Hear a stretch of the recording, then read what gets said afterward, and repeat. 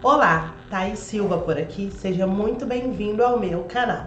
Por aqui você encontra diversas dicas de preparação para concursos públicos.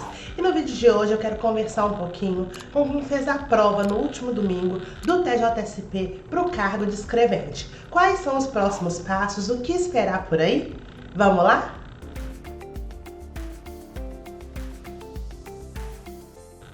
Então, pessoal, já abri direto aqui no edital para mostrar algumas coisinhas importantes para vocês.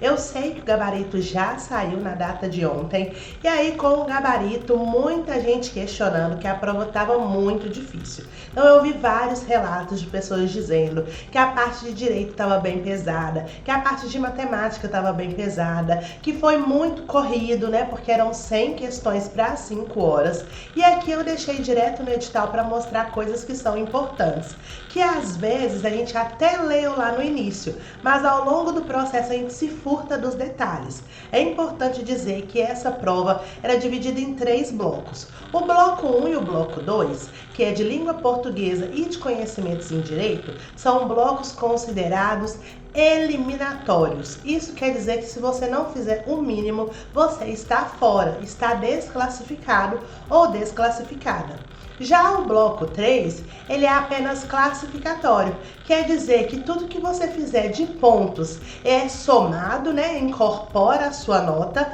mas se você fizer poucos pontos, se você fizer menos pontos do que seria a metade, né, que é o desejado, você não está eliminado ou eliminada.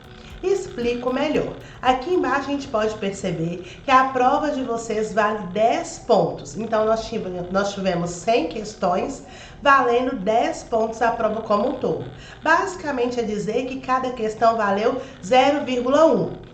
E aí no somatório, vamos pensar que você somou aí e você acertou 70 questões. Então você fez 7 pontos. Você fez mais do que 50%, mas não basta isso. Você precisa fazer 50% dentro de cada bloco. Esse é um ponto muito importante. Às vezes a gente acha que fez 70%, então a gente fez mais do que 50% aqui e tá tudo certo. Mas é 50% de cada bloco. Então, se aqui em língua portuguesa nós tínhamos 24 questões, 50% de 24 são 12. Quer dizer que você tem que ter acertado aqui no mínimo, só em língua portuguesa, 50 pontos. Se aqui em conhecimentos em direito a gente tinha 40, quer dizer que você precisa fazer 20, que é 50%. Então é muito importante ter isso em mente. Então, se aqui em língua portuguesa você tinha 20, você tem que fazer no mínimo 10. Se aqui em conhecimento em direito você tinha 50,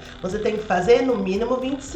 Então, em cada bloco você precisa saber quantas questões você teve. Ali você vai achar qual que é a metade e você tem que ter acertado no mínimo essa metade, para que assim você consiga ir passando de fase. Então vamos recapitular. A prova valia de 0 a 10 pontos, bloco 1 e bloco 2 eliminatório.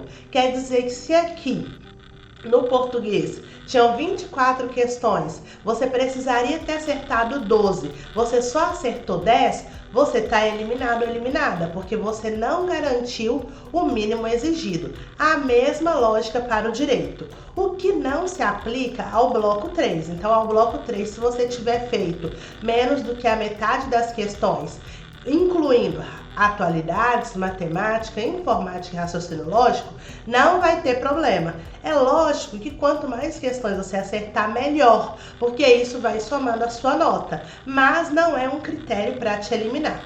Então esse aqui é um primeiro ponto.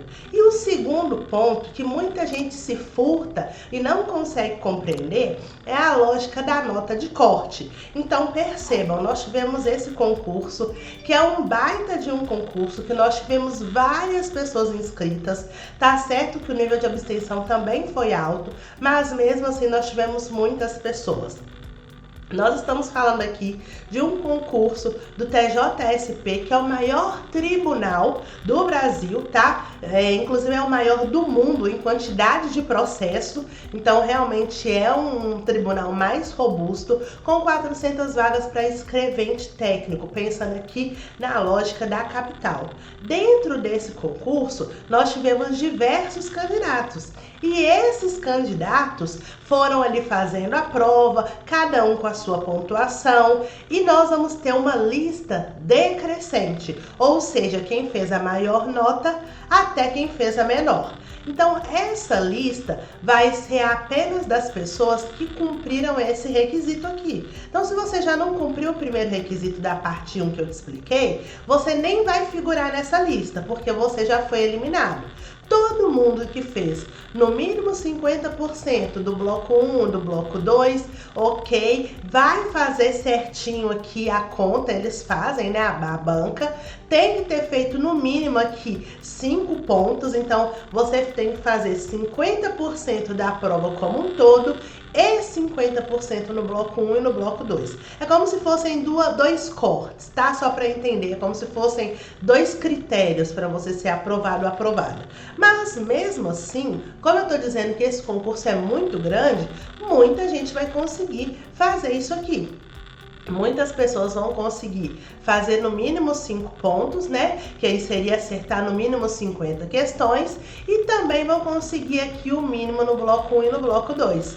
Só que aí vem a segunda parte, que é a nota de corte. E muita gente não entende o que é a nota de corte. E é muito importante que você tenha essa dimensão.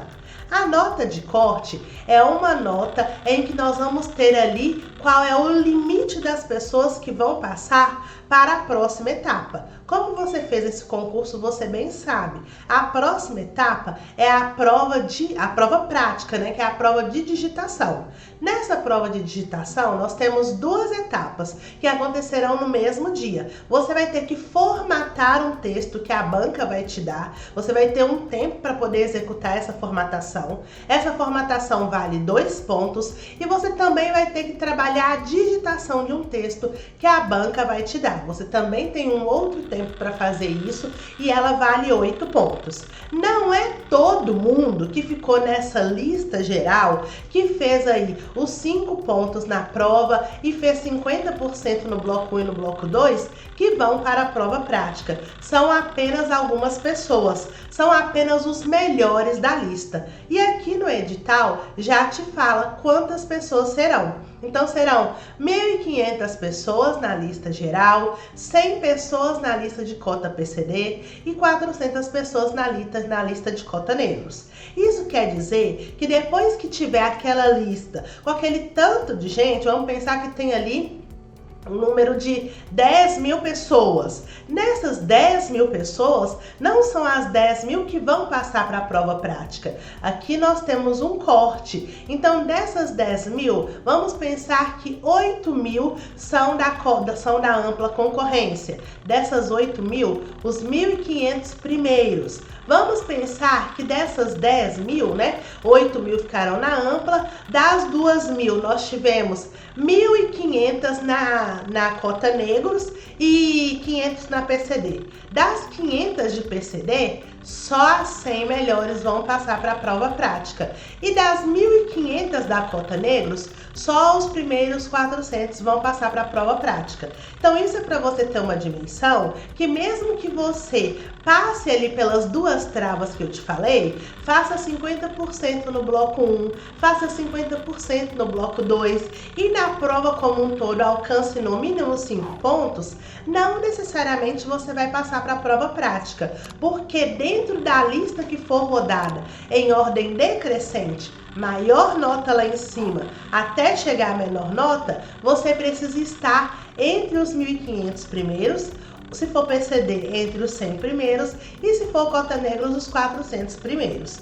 Então, para poder explicar melhor para você o que é a nota de corte. Então, vocês já sabem que tem a lista lá na ordem decrescente. Vamos pensar que a pessoa que está ali na colocação 1.500. Essa pessoa que está na colocação 1.500 tirou 69 pontos. Então, quer dizer que ela que tirou 69 pontos vai participar da prova prática. Mas se tiver pessoa abaixo dela que tirou 69 pontos, também vai. Então quer dizer que 69 pontos virou a nota de corte, ou seja, todo mundo que tá até aquela nota para cima vai passar para a próxima etapa, que é a prova prática. Agora, quem ficou dessa nota para baixo, 68, 67, 66, está eliminado. E está eliminado por quê? Justamente porque não vai avançar para a segunda fase, para a segunda etapa, que é a prova prática.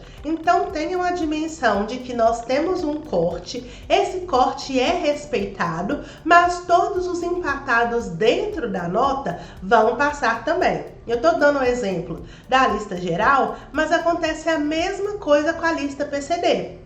Então, como eu disse para vocês, no exemplo, nós temos 500 pessoas aprovadas. Eles vão olhar, a pessoa que ficou na posição 100 ficou com quantos pontos?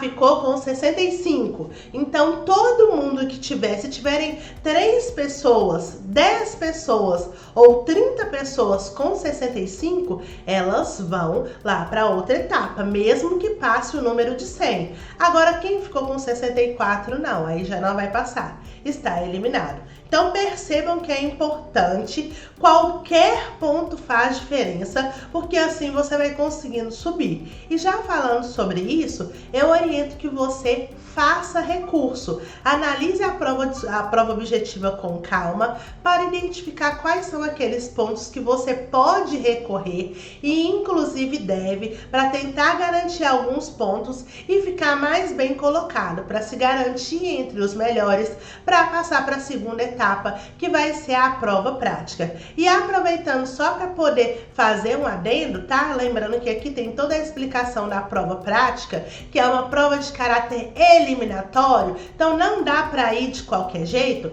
Você precisa treinar. Então, se você não for uma pessoa que vai fazer o outro concurso, né, que a gente vai ter um concurso agora, né, no dia 2 de julho, também no TJSP para outra região, né, porque se você for fazer esse, é óbvio que você vai continuar estudando. Mas se você não vai fazer esse, fez só o da capital e tá legal, acha que dá para passar para a segunda fase, não perca tempo. Comece a estudar para a prova prática, porque é a prova de digitação. Lembrando que você tem uma parte em que você formata um texto e uma parte que você digita. Então aqui tem todas as informações sobre a prova. Leia aqui com atenção, entenda aqui o que você vai ter que fazer sobre a formatação, sobre a digitação do texto, para que você vá treinando e consiga fazer com um bom tempo, executando tudo que é pedido pela banca. Então, se você gostou desse vídeo, se ficou fácil compreender um pouco melhor quais são os próximos passos, deixa aí o seu like. Se você ainda não me conhecia, prazer, meu nome é Thaís Silva, eu sou mentora em concursos públicos e eu estou aqui no YouTube de segunda a sexta ajudando concurseiros e concursados que estão procurando concursos melhores a estudarem de forma eficiente, a estudarem de forma focada, sempre trazendo muita informação. Se inscreva aqui embaixo no canal, clique aqui no botão de se inscrever, ative o sininho para não perder nenhuma notificação e deixe o seu like.